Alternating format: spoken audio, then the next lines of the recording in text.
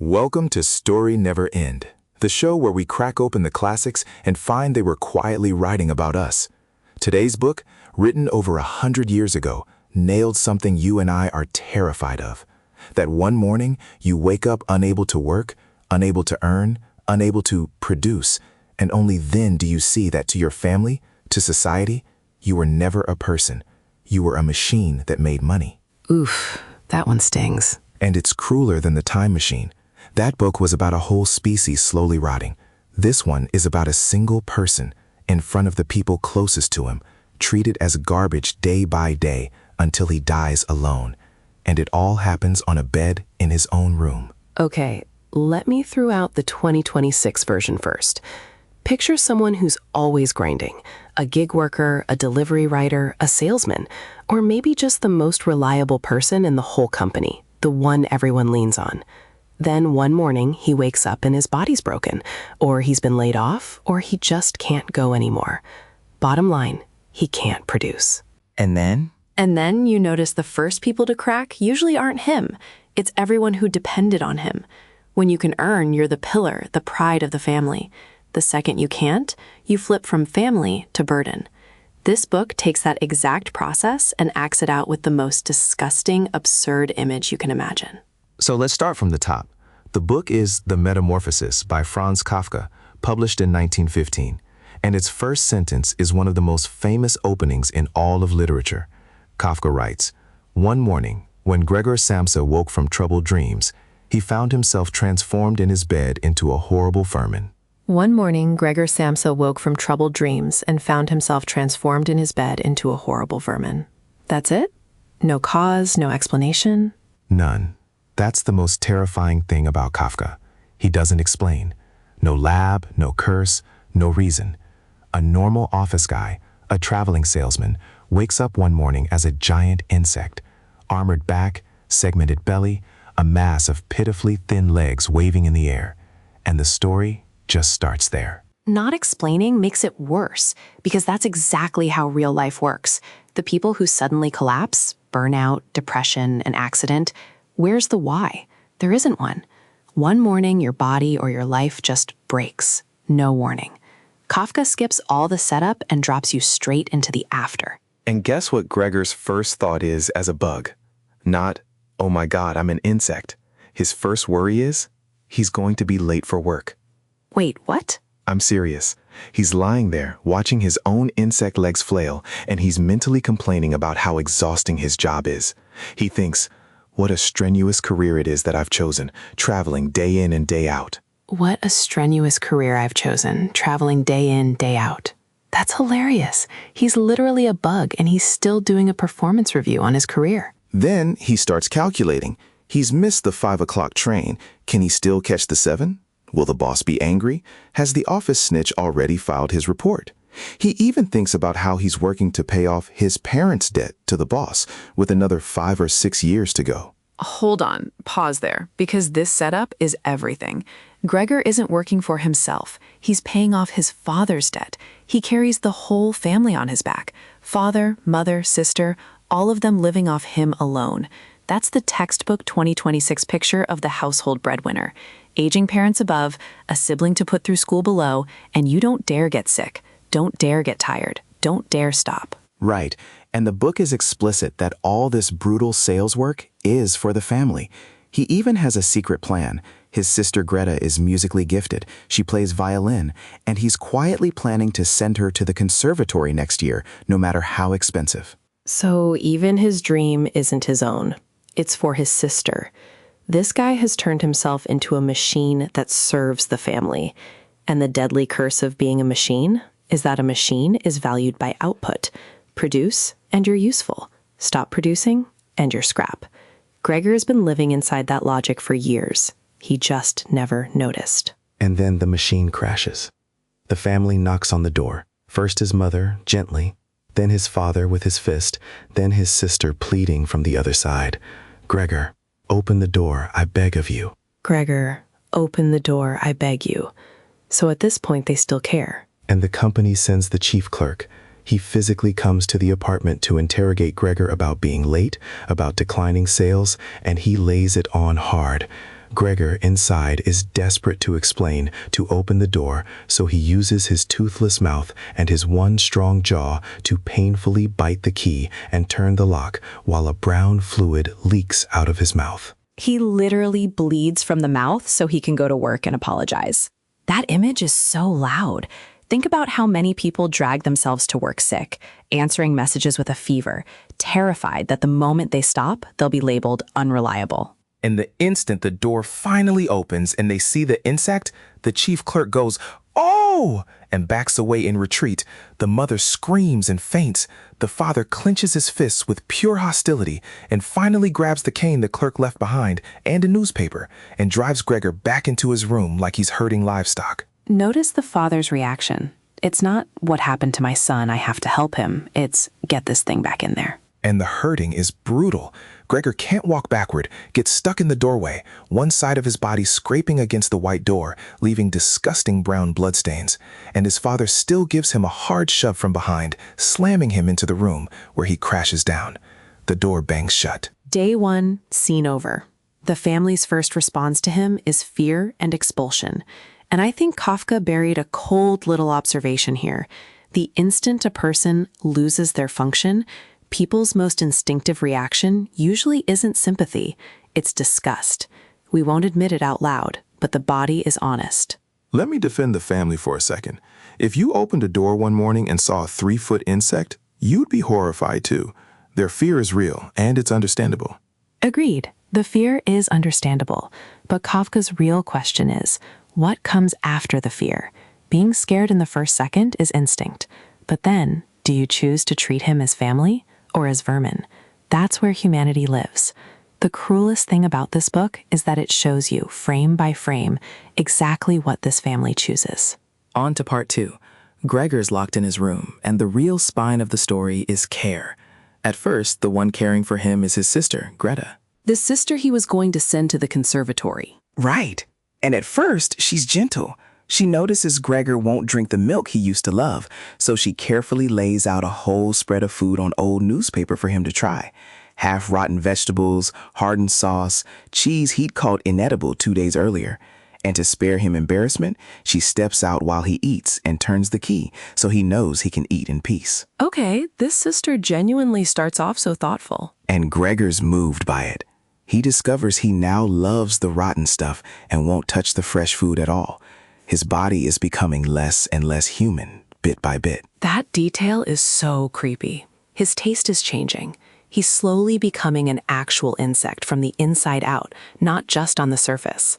It's like how a person who's been treated as worthless and isolated long enough actually starts to internalize that identity. Call me garbage long enough and I'll believe it. And even my desire to eat human food, to live a human life, atrophies away. And the mood of the house changes completely. Gregor hides under the couch, drapes a sheet over himself to cover his whole body. He spends 4 hours dragging that sheet over, just so his sister won't have to see him and be frightened. He works that hard just to not scare anyone. He's been turned into an insect, and his first thought is still other people's comfort. This guy's kindness is bone deep. But notice, the more considerate, the quieter, the more he hides himself away, the easier it gets for this family to forget he's still a person. It's a vicious cycle. Then Gregor does something. He starts crawling on the walls and the ceiling, his one pleasure in the room. His sister notices, and, out of kindness, wants to clear space for him. So she decides to move the furniture out, the chest of drawers, the writing desk, all of it. That sounds like a kind gesture. It is kind, but it triggers the most painful tug-of-war in the whole book. The mother objects, and she says something heavy. She says, if they take all the furniture away, won't it seem like we're showing that we've given up all hope of improvement and we're abandoning him? Won't it look like we've given up all hope he'll get better, like we're abandoning him? This mother is the only one still seeing him as a son who'll come back. And Gregor, hiding underneath, hears that line and snaps awake. He suddenly realizes he actually wanted the room emptied into a convenient crawling cave, which would mean wiping out the last traces of his own humanity with his own hands. The book says clearing the furniture would let him quickly forget his past when he had still been human. Forget his past when he had still been human. Oh, that's heavy. The furniture, the writing desk, the desk he did his homework at since he was a kid, those things are the evidence that he used to be a person. Empty the room and he really is just an insect. So Gregor fights desperately to save one last thing. He climbs the wall and presses his whole body over a picture, a framed portrait of a lady that he'd framed himself and hung there. He presses his hot belly against the glass and thinks, this picture, nobody is taking this. He uses an insect's body to desperately protect one object that represents, I was once a person. I once had taste. I had a life. That's the most heartbreaking image in the book for me. In 2026 terms, it's like someone hitting rock bottom who still clings to one shred of, I'm not just a useless nobody. Maybe an old suit, an account, a job title. It's the driftwood a drowning person grabs. And in the middle of this, the mother sees the giant insect on the wall and faints in shock. Greta shouts a single furious Gregor at him, the first time she's spoken directly to him since the transformation. The first time she speaks straight to him, and it's a scream of anger. Gregor panics, tries to help, knocks over a bottle of medicine in the chaos, makes a mess, and right then, the father comes home from work. That father? Earlier he was described as useless, aging, lying around all day, right? Right. Earlier, the father is a fat, slow, dull old man who takes hours to eat breakfast, needs help walking, hasn't worked in 5 years. But this time, Gregor looks up, and his father is wearing a crisp bank uniform with gold buttons, spine straight, eyes sharp, a completely different man. Wait, this flip is fascinating. The father comes back to life. It's a deep thing in the book. When Gregor, the household pillar, falls, the father he'd been supporting, the seemingly washed-up old man, suddenly stands back up, goes to work, gets a uniform, gets his spirit back. The energy of the whole house transfers off Gregor and onto everyone else. This parallel is so 2026 and so cold. Think about it. In a family or a team, when the one person who carries everything is there, doesn't everyone else habitually slack and lean on them? Because, hey, that guy's got it. But the second he goes down, the strange thing happens. Everyone else starts stepping up, growing capabilities. So sometimes you think you're holding the whole family up, but actually you're raising the whole family's helplessness. And when you can't hold it anymore, the first ability they grow might not be gratitude. It might be contempt. And this resurrected father, what does he do? He grabs apples from the fruit bowl and throws them one after another at Gregor. His own father throwing apples at his insect son. Most miss, but one hits hard and lodges deep in Gregor's back. The book says the apple lodged in his back, and he's in so much pain he spreads flat on the floor, as if nailed to the spot. As if nailed to the spot. And here's the crucial part. Nobody dares pull that apple out. It just stays there, rotting in Gregor's back, inflamed and festering, becoming a visible reminder of his injury. From then on, he can barely move. An apple thrown by a father into his son's body that nobody bothers to remove, left there to rot. That image is so powerful. It's that specific thing, the wound from the person closest to you. It's not fatal, but it's always there, always rotting, always aching, and nobody's willing to deal with it. So many people are walking around with an apple like that lodged in them, put there by a parent, a partner, the person who should have protected them most. I should say, Kafka's own relationship with his father was extremely strained. He wrote a long letter to his father. This apple is almost Kafka making that feeling of being crushed and wounded by a father physically real. So this isn't just an out-of-nowhere horror story. It's a son writing his actual pain. And that's exactly why it resonates. It's not the fairy tale of how much your family loves you. It's the truth nobody dares say out loud. Your family can also be the people who hurt you deepest. On to part 3, the cruelest slope down. After the apple, the whole family's attitude curdles. It starts as the burden of caring and slowly becomes total revulsion. How does it shift? First, money.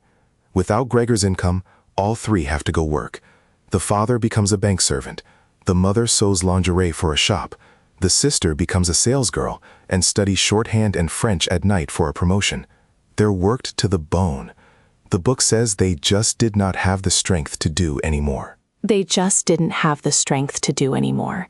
So caring for Gregor goes from a thing we should do to a thing we have no strength left to do. Right. And Greta changes. She started as the girl who carefully laid out food on newspaper. Now, she's rushing to work, shoving food into his room with her foot, sweeping it away in the evening with a broom, indifferent to whether he ate it. The room gets filthier, grime on the walls, dust balls on the floor. She sees it and decides to just let it rot. From carefully plating food on newspaper to kicking it in with her foot. That curve of decline is drawn so precisely. That's what caregiver fatigue actually looks like. At first, everyone has love and patience, but over time, the love gets worn down, and all that's left is duty, and then even the duty becomes a drag.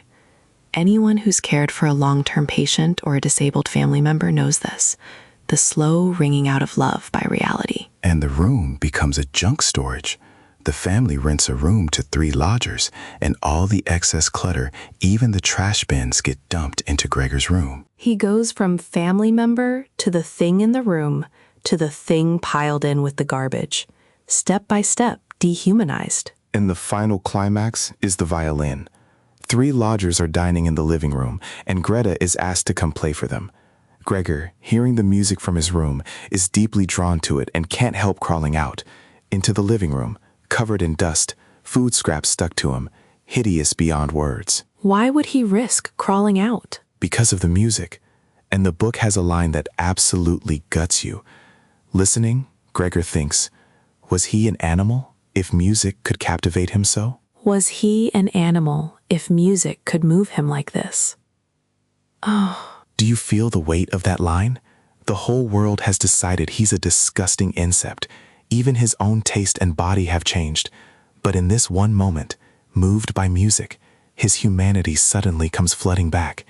He thinks, if music moves me like this, there must still be a person living inside me. And you know what he wants to do? He wants to pull his sister into his room and tell her about the conservatory plan, the tender secret he'd been carrying. At his most degraded, his most insect-like moment, the thing on his mind is still fulfilling his sister's dream. That contrast is so brutal it makes your throat tight. He's becoming more and more of an insect, but his love never changed. But in this most human moment, the lodgers see him, freak out, and immediately give notice to move out, threatening to sue, demanding damages. The family's dignity and income collapse again because of Gregor. And then comes the knife. Greta, the sister he loved most, wanted most to protect, stands up, turns to her parents, and delivers the most lethal speech in the book. She says, "We can't carry on like this. I don't want to call this monster my brother. We have to try and get rid of it." We can't go on like this. I don't want to call this monster my brother. We have to get rid of it. She stops saying him. She says it. And she goes further. You've got to get rid of the idea that that's Gregor. You have to drop the idea that that's Gregor. She even argues that if it really were Gregor, he'd have left of his own accord because he'd understand humans can't live with an animal like that. In other words, she's saying, a brother who still loved us would go off and die on his own. Notice, the one who says this isn't the apple-throwing father, it's the sister. The one who was gentlest at first, the only one still treating him as a person. Kafka hands this knife to the person closest to him. That's the deepest, coldest cut in the book. It tells you the one who gives up on you usually isn't an enemy. It's the person who once loved you most. And that abandonment comes with a script. It writes itself a perfectly reasonable line. We did everything we could. Anyone else would have quit long ago. This is better for everyone. Greta didn't turn evil. She just got tired and then found a morally acceptable exit for her own exhaustion. That process is so real, it's chilling. I still want to defend Greta. She was 17, holding down a job, learning new skills, and caring for the insect her brother became for months. She's not a demon.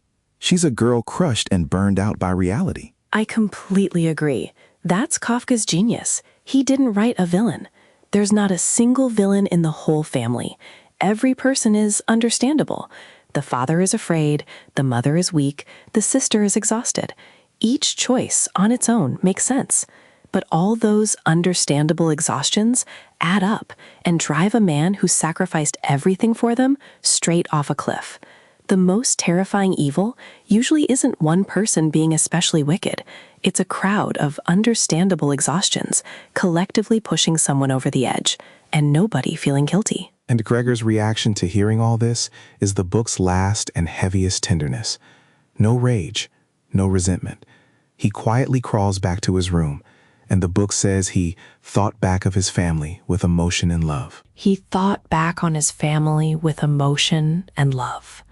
His family has just sentenced him to death, and his last thought is still loving them. He even thinks his conviction that he must disappear is firmer than his sister's. He feels that leaving is the last thing he can do for this family. Then, at 3 a.m, the book says his head sank down completely, and his last breath flowed weakly from his nostrils. His head sank completely, and his last breath flowed weakly from his nostrils. That's it. Alone in the dark, quietly dead. Nobody beside him, nobody knowing, nobody saying goodbye. And the one who finds him dead the next morning isn't family. It's the burly charwoman. She pokes Gregor's corpse with a broom, finds it pushes around with no resistance, and shouts to the whole house, "Come and have a look at this. It's dead, just lying there, stone dead." Come look at this. It's dead, just lying there, stone dead. Not even a proper glance, not a word of mourning. Treated as an insect while alive, and dead, his corpse is still just that thing. But the family's reaction is what truly freezes your blood. The father's first words are, "Let's give thanks to God for that." Let us give thanks to God for that. Thank God. Their son is dead, and the first reaction is gratitude, relief. And Grete, looking at the corpse, says, "Just look how thin he was." Just look how thin he was. That's it. No tears, no apology, no did we do something wrong. Just a dry little observation. And then what does the family do? They decide to give themselves the day off. The 3 of them write sick notes to their employers, take a tram together, and go out to the countryside for a stroll. The son's body isn't even cold, and they go on an outing? And on the tram, in the warm sunshine, they discuss their futures and realize all 3 of their jobs are actually quite good, full of promise. Then the parents look at their daughter Greta, and the book says they both think almost simultaneously that their daughter has been blossoming into a well-built and beautiful young lady. Blossoming into a well-built and beautiful young lady. The final sentence of the book is Greta, when they reach their stop, being the first to get up and stretch out her young body. And there, the book ends. Every time I think about that ending, it gives me chills. The ending is bright, full of hope. Sunshine, springtime, a healthy daughter, a beautiful future. The second Gregor dies, this family sheds the weight and blooms again. The train of life dumps the person who burned himself out for it right off the back, doesn't look back, and rolls on into the sunshine. So what is this 110-year-old book warning us about in 2026? I think it asks a question that goes straight to the bone. If one day you can't produce anymore, can't earn, can't contribute, can't be useful to anyone, what's left of you? In the hearts of the people who love you, are you a person or a function? Gregor spent his whole life trading labor for his family's love and respect. He thought that love was unconditional. He found out it was earned through sales numbers. Output hit 0, and the love hit 0 too. And in 2026, that lands hard. We live in an age where performance equals personhood. Your value gets converted into your output, your KPIs, your follower count, your bank balance. Right. We're all encouraged to lock in, optimize endlessly, run ourselves like high-efficiency machines. But machines have a fatal flaw. A machine's value depreciates and gets replaced. So the day you can't run anymore, will the system, and sometimes even the people closest to you, just quietly say, time to get rid of it? write a sick note, board the tram into the sunshine, and leave you in that dark room behind? And Kafka's most tender, most cruel reminder is, Gregor loved them until the day he died. He wasn't killed by hatred. He was killed gently by the words, no longer useful, and by the exhausted, averted eyes of the people closest to him. So the book isn't telling you to go cold, to stop loving people. The opposite. It lays the worst-case ending in front of you and forces you to turn and ask, the people in your life, the ones you love, is it them you love, or what they can do for you? The day they become that useless insect, will you throw apples at them, or walk into that room and gently pull the rotting apple out of their back? A person is a person, not because they're useful. Being loved as a tool was never love. And a world that measures a life only by did you produce may find its endpoint is an uncollected corpse and a sunlit, guilt-free day in the country. That's the metamorphosis.